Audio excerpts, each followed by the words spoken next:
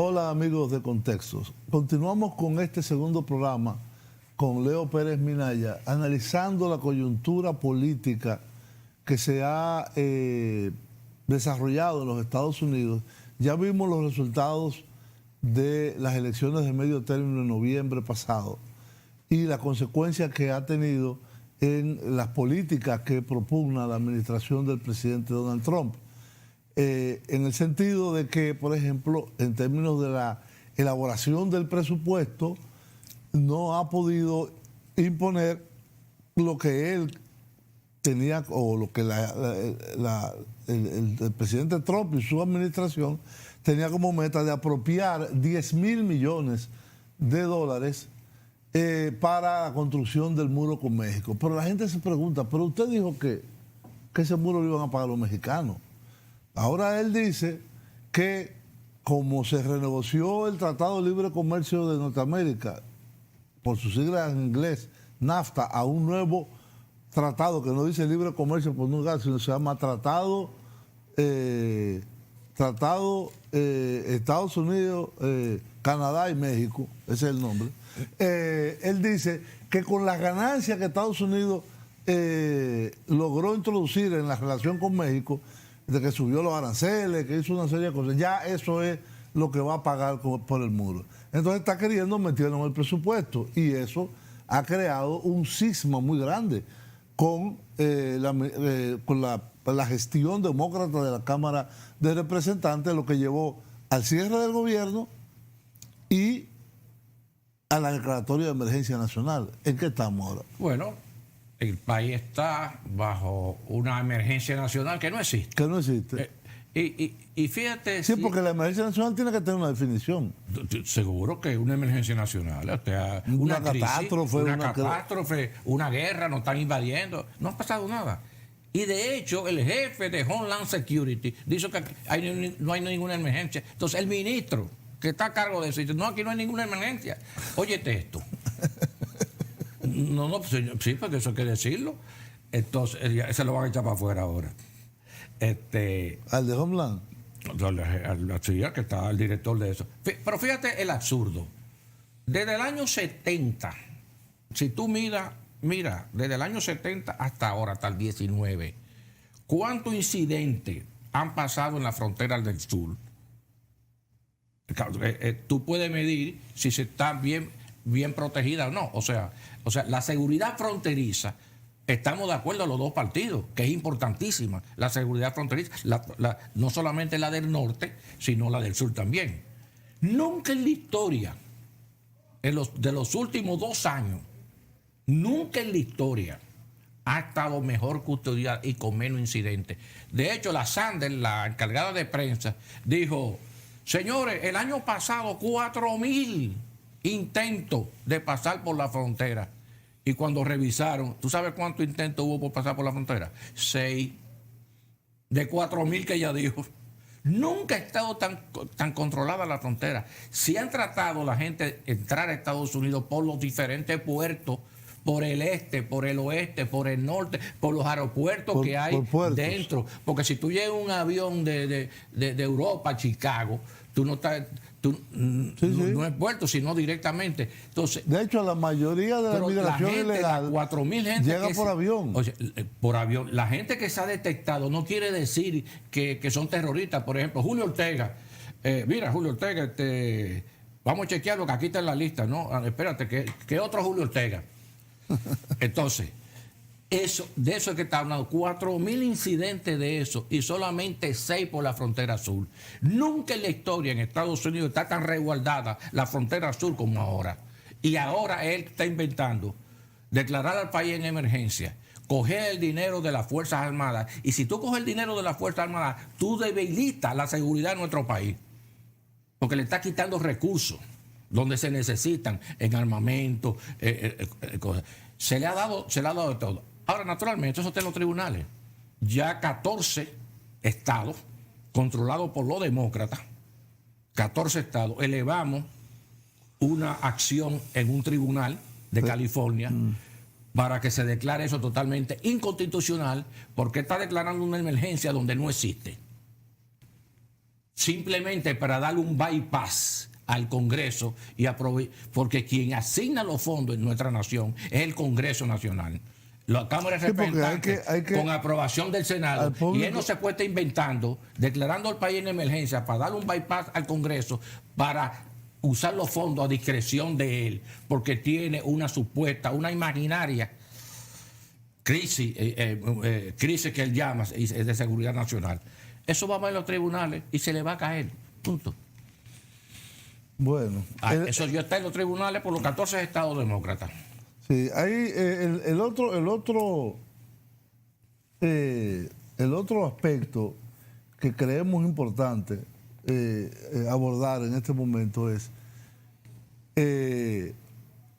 los resultados de la reunión en Hanoi con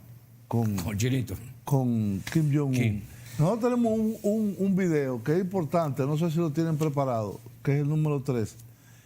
Un video muy corto que explica cómo fue que transcurrió esa reunión. Cuando por favor lo tengan listo, nos avisen. ¿Ya está listo? Por favor, pásenlo.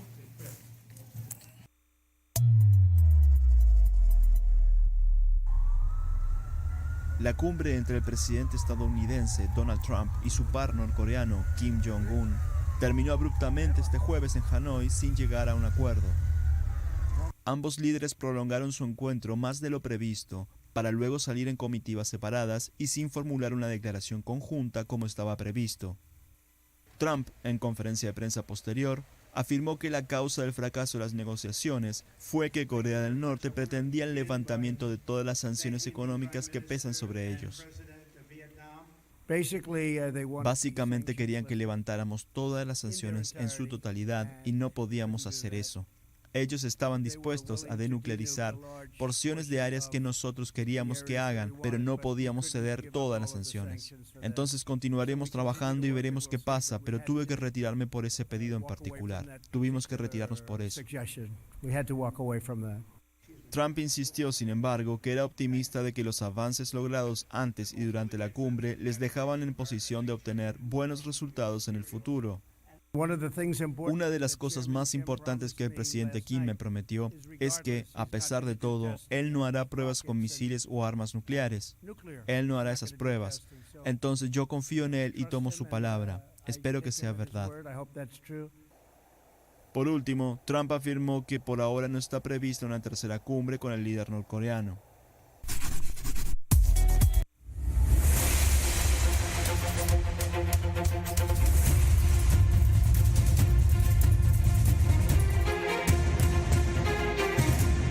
Bien, amigos, ahí veíamos el resumen del resultado de la cumbre realizada en Hanoi recientemente entre el presidente de los Estados Unidos y el presidente de Corea del Norte, Kim Jong-un, que terminó abruptamente porque, como lo explicaba, dice el presidente Trump, que Pyongyang pretendía que se levantaran las sanciones económicas y a cambio de iniciar el proceso o concretar el proceso de áreas de desnuclearización de la península coreana. La verdad es que a veces uno no entiende muy bien cómo es la política exterior, porque Estados Unidos tuvo el punto de entrar en guerra hace 1 año y medio, o 1 año, con Corea del Norte, y ahora son amigos, y él dice que él cree en Kim Jong-un. Mira, es que las cosas de este señor son inimaginables. Yo creo, usted no se recuerda cómo fue eso, que él le decía el Rocketman al otro. Sí, el hombre de cohete. Una vez en una conferencia de prensa que estaban en el mar del lago, dijo, yo le voy a contestar con fire and fury. Sí.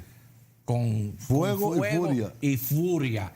Y lo voy a desaparecer del mapa. Sí. Y el otro le contestó, yo te tiro una bomba atómica. Y yo tengo una bomba atómica más grande que la tuya. Y yo tengo... Y entonces aquella era un pleito. Todos los días, que yo te voy a barrer y que tú me vas a tirar. Sí, mundo de atención.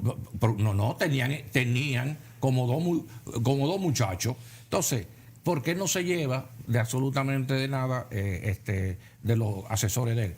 Entonces un día, hay una crisis en la Casa Blanca, estas mujeres que iban a salir, las dos estas que estábamos hablando, que les tuvo que pagar dinero, que iba a salir al otro día una declaración de una de esas mujeres. Y eso era un escándalo, que al otro día había un abogado ahí, Michael Avenatti, que representaba una de ellas, que estaba metido en televisión constantemente, que dijo que iba a hacer unas declaraciones de una de esas mujeres. Eso había que sacarlo de la prensa. Aprovecharon que un emisario de Corea del Sur fue a llevarle, dice, mire, yo me reuní con el Corea del Norte. Para lo de los Juegos Sí, yo me reuní Olímpicos. y él manda esta carta que quiere reunirse. Aprovechan eso. Sí. Prepárate ahí en la grama una conferencia y di que el presidente acaba de aceptar la invitación. Y forman una crisis para parar lo que va a salir al otro día en los periódicos de las mujeres estas. Y que el presidente se va a reunir con el de Corea del Sur, que le aceptó la invitación. ¿Tú crees que eso fue? Eso fue exactamente así, que busquen la cosa. Yo lo sigo, ¿eh? Yo veo 4 horas diarias de programas políticos en Estados Unidos. Digo, mira con qué está por esta crisis. Se la inventó. Después de decirle que lo iba a barrer, que le iba a tirar la bomba atómica, que sí que acepta la invitación, que trajo el emisario de Corea del Sur. Y así pasa la primera. Fue allá un fracaso. No pasó nada. Fueron primero a... ¿Dónde fue? Fue en Singapur. En Singapur. Y ahora fue en Vietnam. En Hanoi. Y ahora va a Vietnam, donde no hay acuerdo ni que negociando. Llevan meses, no avanzan en nada. Le dice que cancele esa reunión, que no hay nada de sustancia. No le informe. No se recomienda. No, voy para allá. Porque él cree que es el gran negociador. Él escribió un libro, El Gran Negociador, y él cree que cuando... ¿Un libro que se llama cómo? El arte de hacer el negocio. del Deal Maker.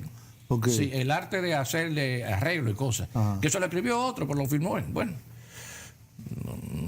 no tiene capacidad para hacer ningún libro. De hecho, Michael Cohen en la vista esta dijo que él tuvo que escribir una serie de cartas a la escuela elemental, a la high school de la universidad, que si cuidado si enseña la nota de Donald Trump. Lo amenazó por orden del señor Trump, que cuidado si enseña la nota de él, que lo va a llevar a la corte, que si o cuánto. No se puede saber ni la nota, no se puede saber los reportes de la renta, no se puede saber nada. Entonces, cuando tú tienes eso, ahí está el fracaso. Fue a Hanoi. Pero ¿qué pasa? Que en Hanoi estaba desesperado.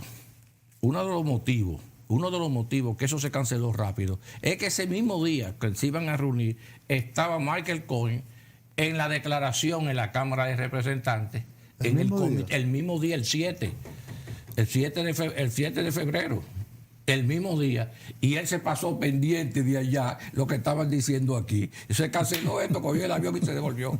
El que sufrió más fue el pobre chino. Le voy a decir por qué. El chino no monta en avión, el de Corea del Norte, no. Y se pasó 3 días en tren para llegar a Hanoi. Sí. Y cuando se canceló... Que no se monta en avión. No monta en avión. Se pasó 3 días para llegar en un tren. Y después volvió para atrás. Y se canceló 3 días más para llegar otra vez a su sitio. Lo recibieron como héroe, yo no sé qué, al chino, no sé por qué. Mira, eso es una comedia lo que está pasando ahí. Aquel viene de una dinastía, el abuelo, el papá, tiene como 80 años metido en Vietnam, allá en Corea del Norte. Sí, del 45. Y yo siempre he dicho que ahí en Corea del Norte no van a llegar nunca un arreglo hasta que no arreglen con China el problema de Sí, trade. porque es un país protegido por Para China. que la gente entienda. Corea del Norte depende del 98% de las importaciones y exportaciones. El comercio exterior y las importaciones que Corea del Norte dependen 98% de China. Ahora mismo hay una confrontación entre Estados Unidos y China con la guerra esta comercial que tienen. Sí. Hasta que eso no se arregle, no se puede hablar con Corea del Norte. Porque Corea del Norte depende de lo que diga China. No le van a permitir los chinos. Usted no puede hacer nada si yo no arreglo mi cosa primero. Entonces, eso hay que entenderlo. Que hay cosas elementales en la relación de países grandes con todos esos países satélites de ambos lados, que hay que poner de acuerdo antes de llegar a otro tipo de acuerdo. Y eso no ha sucedido. Eso no ha sucedido y que se olvide de eso mientras tanto. Bueno, vamos a ir a una pausa y después que vengamos vamos a ir a un tema muy cercano a nosotros, que es la nueva política inaugurada en los últimos meses hacia Venezuela.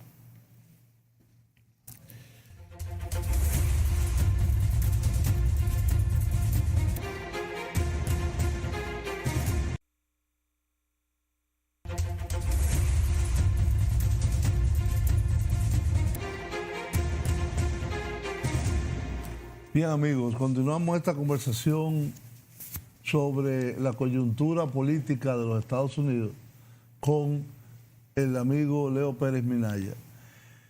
Leo, hay un tema muy cercano a nosotros, muy de la región latinoamericana, que ha llegado a niveles de crispación muy peligrosos y que ha involucrado directamente al Ejecutivo de los Estados Unidos. Es la situación en Venezuela. No vamos a hablar de la situación propia de Venezuela, sino de la política del gobierno de los Estados Unidos hacia Venezuela. Desde antes de el presidente Trump tomar, juramentarse como presidente en el año 2017, en febrero. Entonces, La juramentación. Del Trump. Sí. Enero 20. Enero 20 del 17. Del 17. Exacto. Antes de esto, ya, a pesar de que venía un proceso de casi más de 15 años, encabezado por Chávez, el presidente Barack Obama hizo una declaratoria de que Venezuela representaba una amenaza para los Estados Unidos, para la seguridad nacional de los Estados Unidos. Sin embargo, inmediatamente entró el presidente Trump. La política fue como de ignorar prácticamente a Venezuela. Había algunas voces así aisladas, particularmente la del senador republicano por el sur de la Florida, Marco Rubio, porque es de origen cubano además. Algunos elementos, por ejemplo, Trump había reversado todo lo que hizo Obama sobre Cuba. Si no rompió, no sacó la embajada de La Habana porque no lo iba a hacer, pero tampoco ha designado embajador. No hay un embajador norteamericano en La Habana. Oficio de negocio. Y los temas de negocio, de transferencias, de líneas aéreas y de cosas que habían ido avanzando en el desbloqueo que propició el presidente Obama, se han revertido. Sin embargo, en los últimos 3 o 4 meses, los 3 meses, los Estados Unidos ha abierto una política que ha designado inclusive a 2 personas muy conocidas en la región. Una es John Bolton, que fue uno de los responsables de la guerra en Irak, fue de los que justificó todo el andamiaje de la guerra de Irak, y además a Elliot Abrams, un antiquísimo servidor de la Casa de la Casa Blanca y de los gobiernos republicanos más conservadores, que participó mucho en los problemas de Centroamérica cuando el periodo después de la revolución nicaragüense, por los problemas de Irán Contra y de El Salvador, Guatemala, etcétera. De hecho, el señor Abrams fue condenado en los Estados Unidos por el caso Irán Contra y por mentirle al Congreso. Y ya tenía 30 años fuera de la administración. Había sido subsecretario para el hemisferio occidental y después una cosa extrañísima, subsecretario de Derechos Humanos bajo el gobierno de Reagan. Y se enfrió. Y ahora lo nombra enviado especial para ver si es el hombre que va a encabezar la política sobre Venezuela. Y a partir de enero hay una evolución de acontecimientos en las cuales los Estados Unidos, a través del vicepresidente Mike Pence, le advierten a Maduro que no se juramente el 10 de enero, que es la fecha constitucional en Venezuela.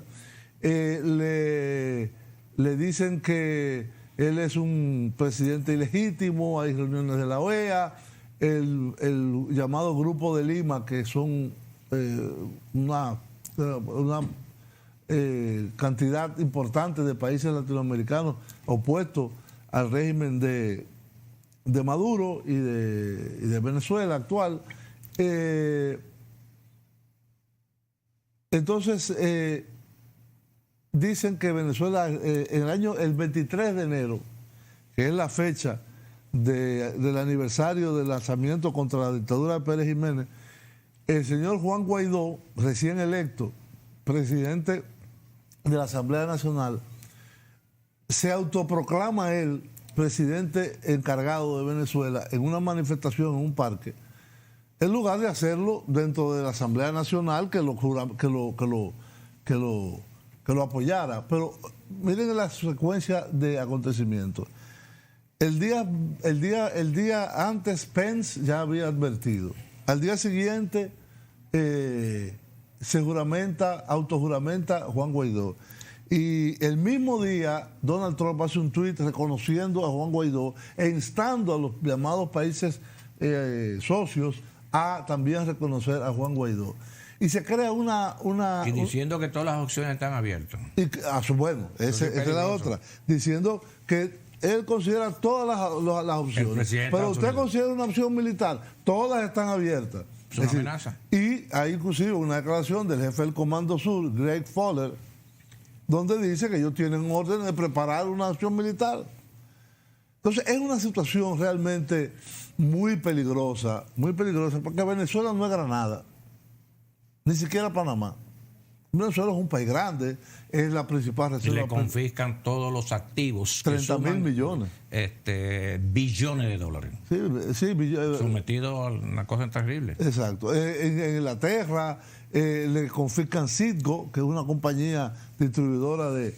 Sí, hay una situación que se ha ido deteriorando y donde aparentemente yo tenía el temor de que iba a haber una acción militar cuando el asunto de hacer entrar la pseudo llamada ayuda humanitaria, que la Cruz Roja y las Naciones Unidas dijeron que no, que eso no era ayuda humanitaria, que eso es una acción política. La acción militar no ha ocurrido porque los rusos le mandaron así a Trump que no puede entrar, punto. Para que vamos a hacer el resumen rápido, para que lo sepas de hasta dónde el dominio que tiene. El problema... Porque los rusos se opusieron. Totalmente. Los rusos se opusieron, ahí no puede haber una confrontación militar y Trump la paró. Igual que dijo que estaban todas las opciones abiertas, más nunca la vuelta a mencionar. Eso es para que la gente entienda qué es lo que está pasando. Mira, pero el caso de Venezuela, mi querido amigo Julio Ortega, es un asunto sumamente complejo. Y es complejo porque hay que saber la historia de Venezuela. Mira, desde el 1898, cuando Cipriano Castro tomó la rienda de Venezuela, hasta el 1908, que entró Juan Vicente Gómez, que lo sustituye. Y lo sustituye. 30 años tuvo Juan Vicente Gómez. Tuvo 35 años hasta el 35. Hasta el 37 años hasta el 35. Y lo sustituye, aprovechando que Cipriano Castro que se enfermó y se fue a hacer un tratamiento a Alemania. Y en lo que estuvo por allá no lo dejó entrar más nunca. Se murió en Puerto Rico en el 20 y pico después.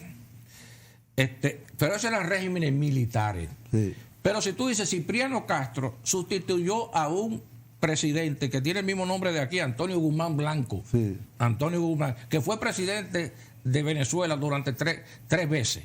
En otras palabras, tú coges la historia de Venezuela, es regímenes militares. Así es. Pero termínate tú con Juan Vicente Gómez. ¿Quiénes vienen después? Después viene ¿cómo que se llama? Rómulo Contreras. López Contreras. López Contreras. Sí. López Contreras, cuatro años, militar. Sí. Lo sustituye Isaías Medina Angarita, militar.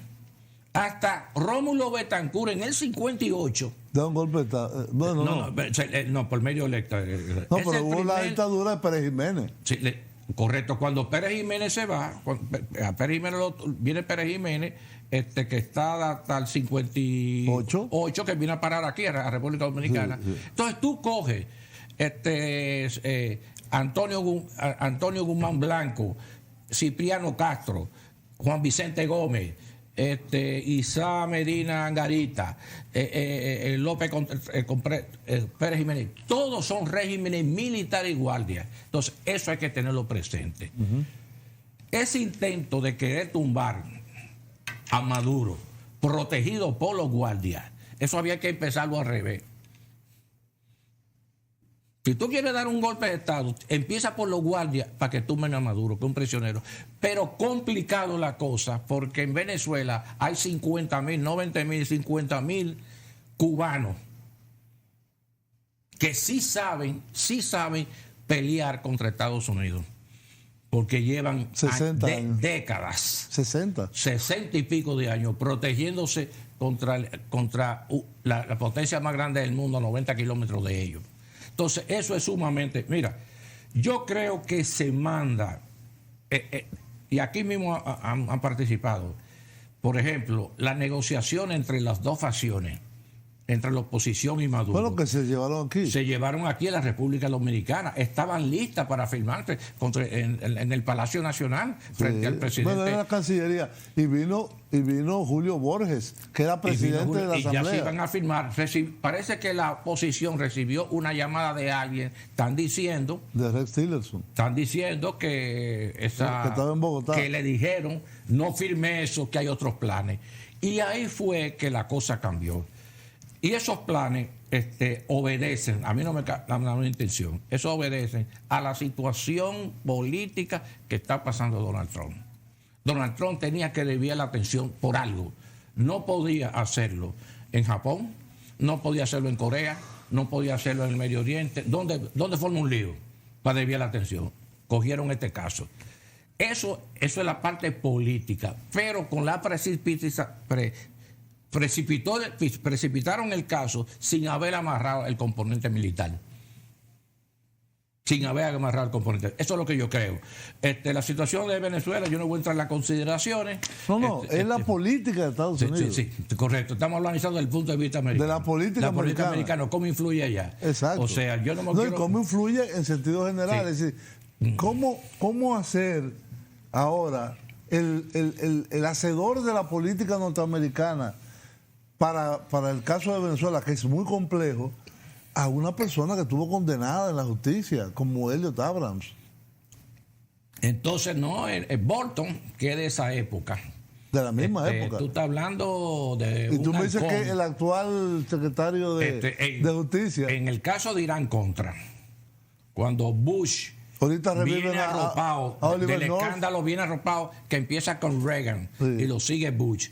Ese escándalo, y la gente, si quiere, para que se recuerden cómo fue el escándalo Irán Contra, había una prohibición de hacer negocio con aquellos países que estaban listos en la lista de terroristas. Irán era uno. Entonces, como tenían una cosa como media enfermiza, Reagan con Centroamérica, con Ortega, le formaron una contra y la financiaron y la armaron totalmente. Entonces, para llevarle tenían dinero, había una prohibición del Congreso, no había fondos para mandar recursos a Centroamérica. Se inventaron venderle armas a Israel para que Israel se la vendiera a un sobreprecio a Irán, y ese sobreprecio utilizarlo para comprar las armas para los contras. Ese era el plan original y se hizo, pero no era suficiente. Había un sobreprecio por parte de Israel. Estados Unidos le vendía las armas. Eso fue lo que hizo Oliver North. Espérate, Oliver North se inventó eso, se la vendían a Israel. Israel le ponían un sobreprecio, se la vendían a Irán, y el sobreprecio, la ganancia, la cogían para vender las armas en Centroamérica. Eso es invento de Oliver North y compañía. ¿Y de Abrams? Cuando no era suficiente, para que la gente entienda, cuando no era suficiente, cogieron y se pusieron a hacer negocio con Pablo Escobar. Con los carteles de la droga. Droga. Se metieron desde las bases americanas a mandar droga a Estados Unidos y con la ganancia, la ganancia que cogían eso. Con el dinero. Con el dinero le mandaban las armas a la costa. Y se descubrió cuando un avión se cayó, etcétera, etcétera. Pero eso fue un escándalo que duró qué sé yo cuántos años. Estaban Poindexter, un almirante, Oliver North, Helio Abrams, este que está ahí ahora. Y toda esa gente, mucha gente de esas fueron condenadas. Pero Bush buscó un procurador, o sea, un ministro de justicia, para que diseñara un perdón para toda esa gente. Y buscaron a William Barr.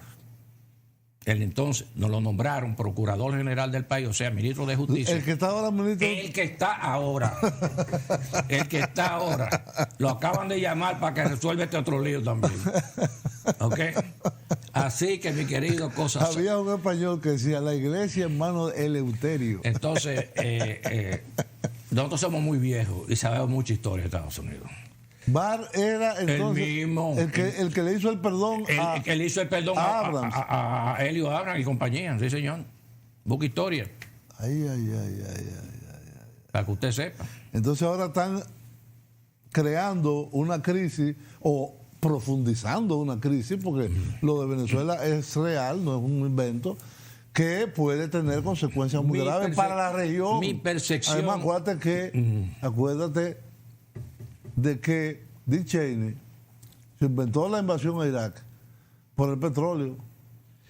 Siempre, cuando tú y Venezuela es la principal reserva de petróleo del mundo. Cuando tú metes a Venezuela en cualquier ecuación política, tú siempre tienes que tomar en consideración que Venezuela es la reserva petrolera más grande del planeta. Así es. Del planeta. Que está quebrada, que está arruinada, que tiene una inflación que no tiene nombre, que tiene 4 días de apagones, que nadie está yendo a la escuela, que están todos los trabajos, nadie va a trabajar ahora mismo, y hay una crisis humana, un desabastecimiento tremendo y un sufrimiento para ese país. Y un bloqueo, además, financiero. Y un problema, le han embargado todas las cuentas en Europa, en Estados Unidos, una cosa terrible. Y todos los demócratas, lo que queremos es que los venezolanos resuelvan sus problemas. Así es. Pero lo que queremos los demócratas es que lo resuelvan los venezolanos. Exacto. Que lo resuelvan ellos. Exacto. Eso no puede dar, no fue, para mí, a mi entender, crear el precedente de usar las armas del país más grande del mundo sobre un país que está totalmente desbaratado, porque Venezuela está desbaratado. Sí. Eso crea un precedente terrible para los pueblos latinos. Así es. Vamos a ir a una pausa y vamos a terminar haciendo una conclusión de este periodo que va desde noviembre hasta los tiempos presentes en la política norteamericana. Volvemos.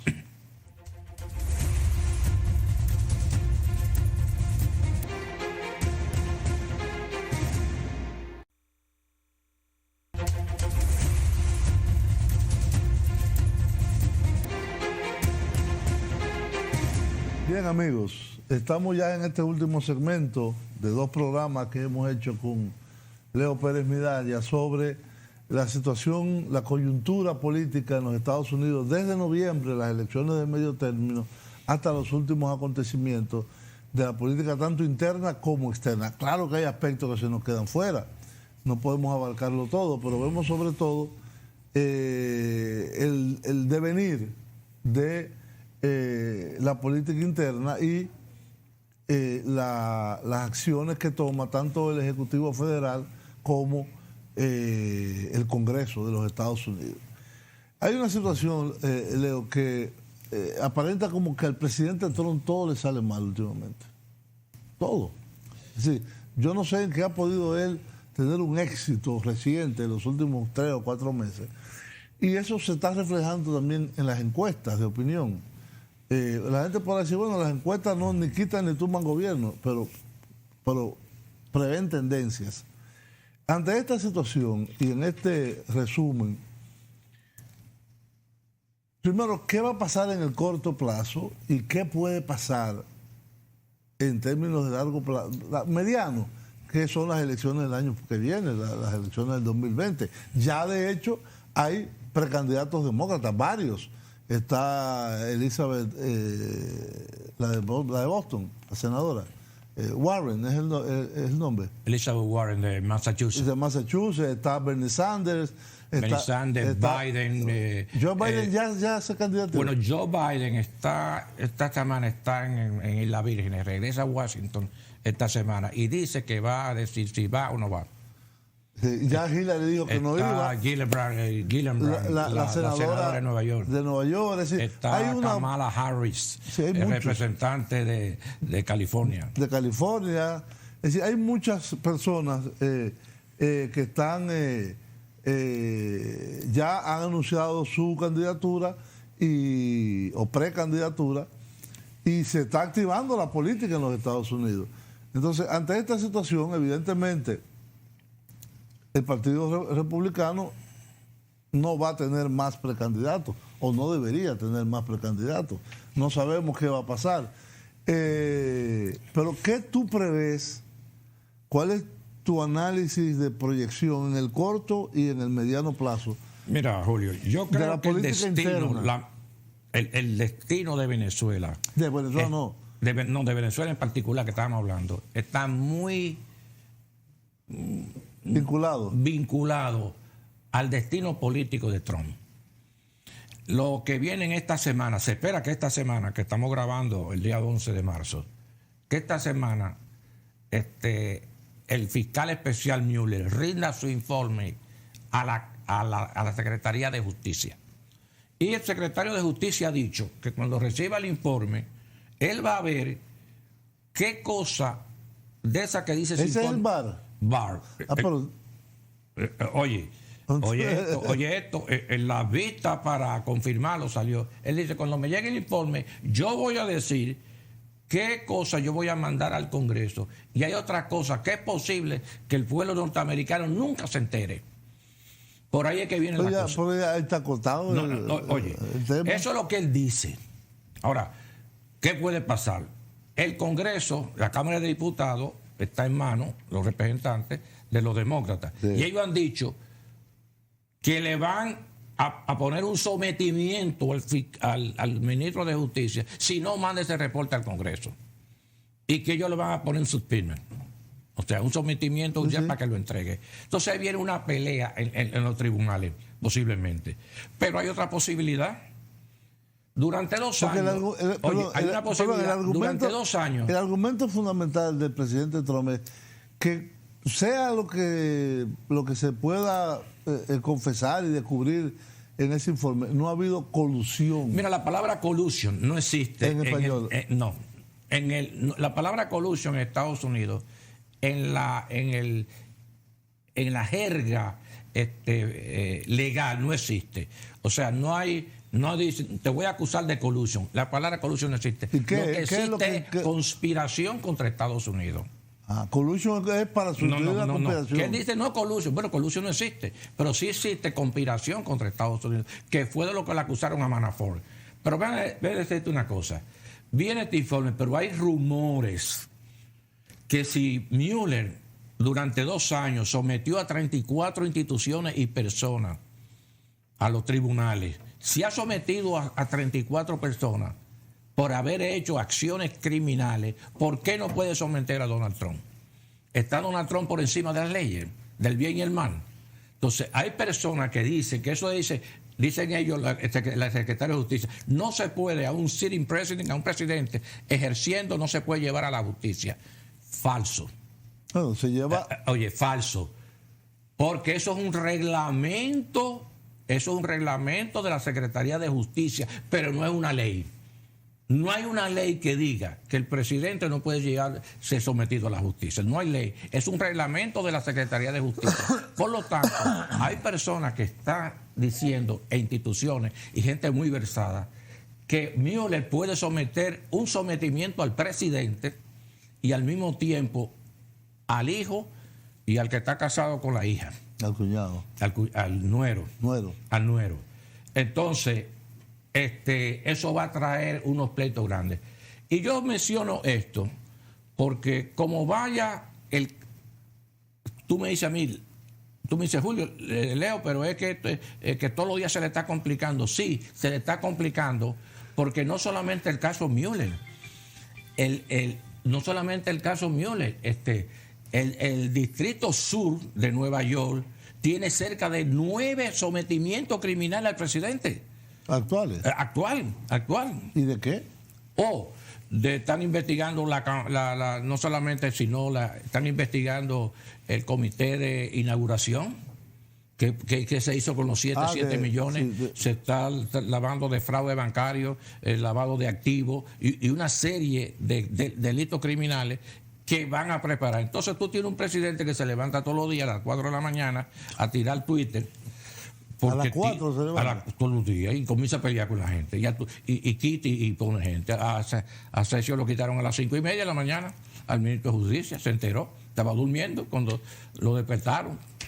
Y al ministro al de Relaciones Exteriores, Tillerson, que era de la ESO, lo quitaron con un Twitter también. Entonces, tú tienes un presidente que se levanta todos los días a pelear. Yo creo que debe ser el récord del presidente que más funcionarios ha cancelado.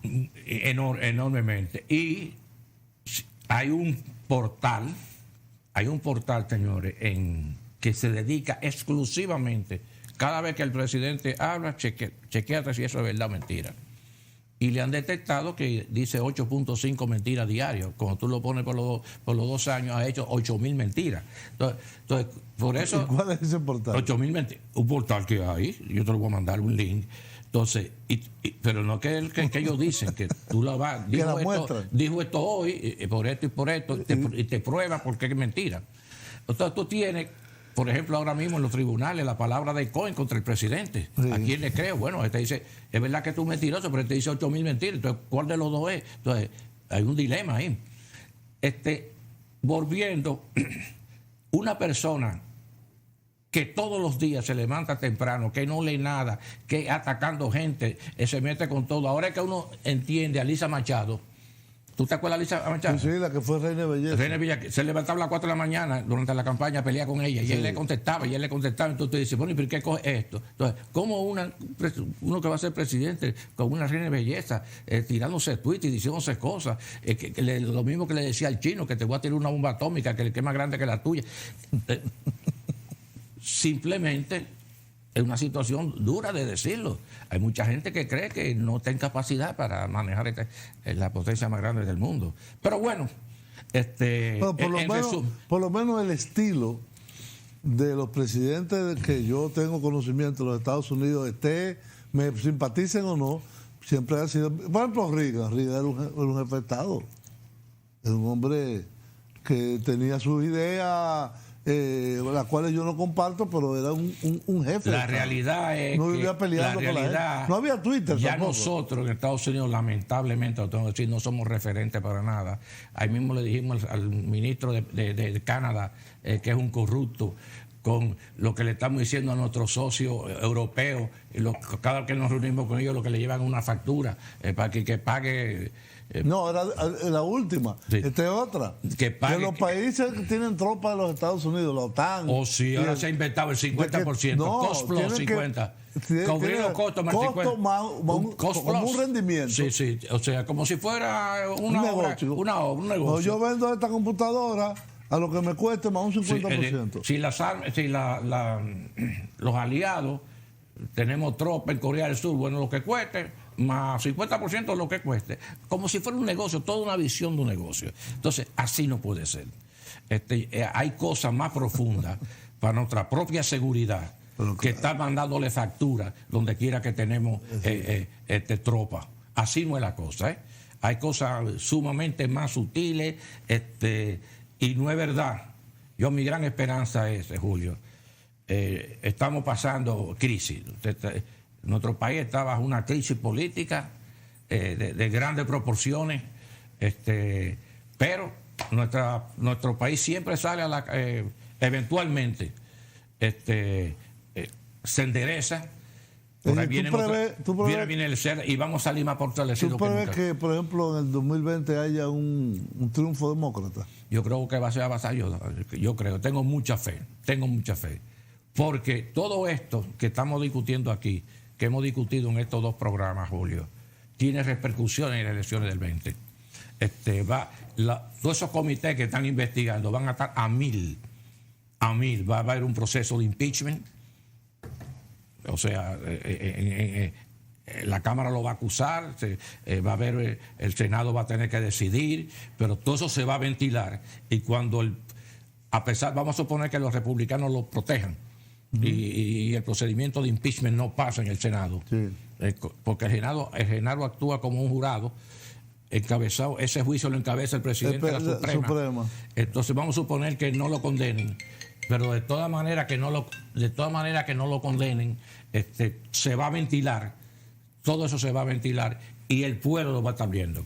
Muy bien, Leo, muchas gracias, se nos terminó el tiempo.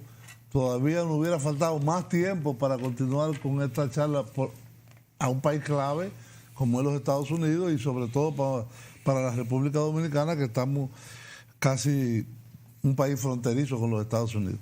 Será en una próxima ocasión que volveremos con este y otros temas de interés. Muchas gracias.